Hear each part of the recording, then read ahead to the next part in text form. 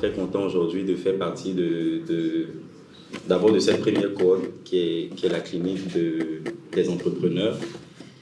Aujourd'hui, qui parle de marketing parle forcément de produits.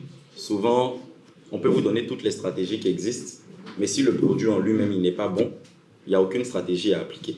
Il faudrait que vous-même, en tant que soit entrepreneur ou bien businessman, vous ayez la latitude de pouvoir juger la qualité de vos produits, parce que vous êtes tous aussi des acheteurs et des vendeurs.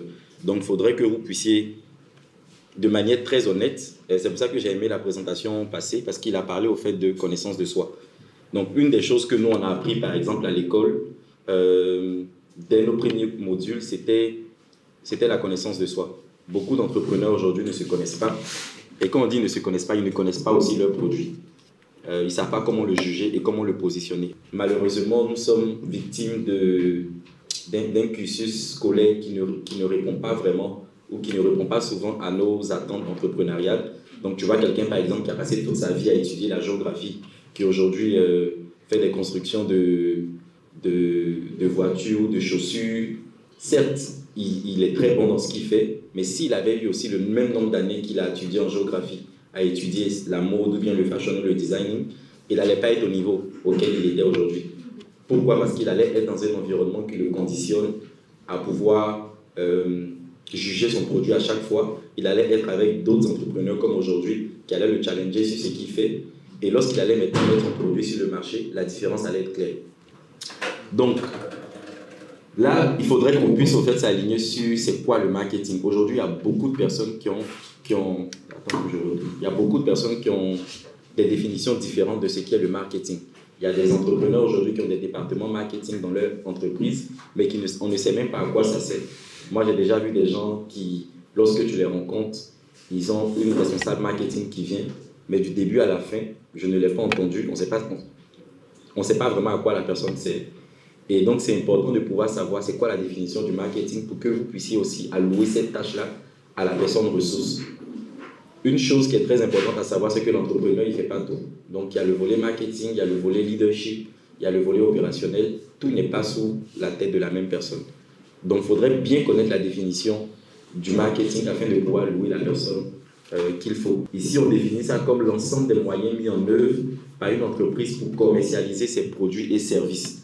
Donc, c'est-à-dire que tu ne peux pas parler de marketing s'il n'y a pas de commercialisation de tes services. Tu ne peux pas avoir un responsable marketing si le responsable marketing ne fait pas de vente. Donc, quand tu as un responsable marketing qui est assis dans un bureau ou qui n'a aucun contact dans la ville, bon, ça ne sert presque à rien. À moins si peut-être c'est un stage ou, je ne sais pas, la personne en apprentissage. Donc, le marketing, c'est la partie vitale au fait même de votre entreprise parce que ça vous permet de pouvoir vendre. Donc, avant de se projeter ou bien avant d'aller directement sur le marché, il faudrait toujours penser à cette étude-là. Qu'est-ce que tu veux faire avec ton produit?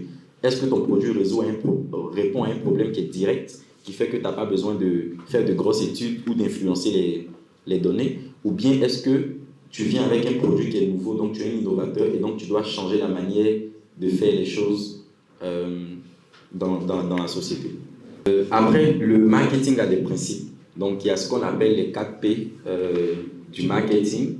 Et donc, ces 4 P-là, il y a la politique du produit. Donc, la politique du produit, c'est vraiment autour de la qualité de ton produit. Tu as le prix. Donc, tu ne viens pas mettre un pull sur le marché. D'abord que le pull, là, ce n'est pas quelque chose qu'on va porter tous les jours et c'est le produit le plus cher, par exemple. Après aussi, il y a la distribution. Donc, quand tu as un produit, par exemple, parmi vous, je suis sûr qu'il y a des gens qui ont des produits, prenons quelqu'un qui a un service, qui est dans le BTP. Je veux par exemple le contacter pour la construction de quelque chose. J'appelle le numéro de téléphone qu'il donne. Le numéro ne passe pas. Pourquoi? Parce que c'est lui l'entrepreneur et donc il a confiance en personne dans son entreprise.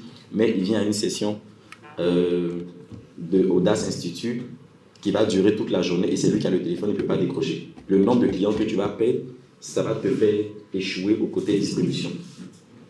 Après aussi, il y a la communication. Donc, comment est-ce que tu communiques? Aujourd'hui, il y a beaucoup de moyens de communication. Il y a le marketing traditionnel. Dieu merci, dans un pays comme la Côte d'Ivoire, il y a les deux qui sont encore présents.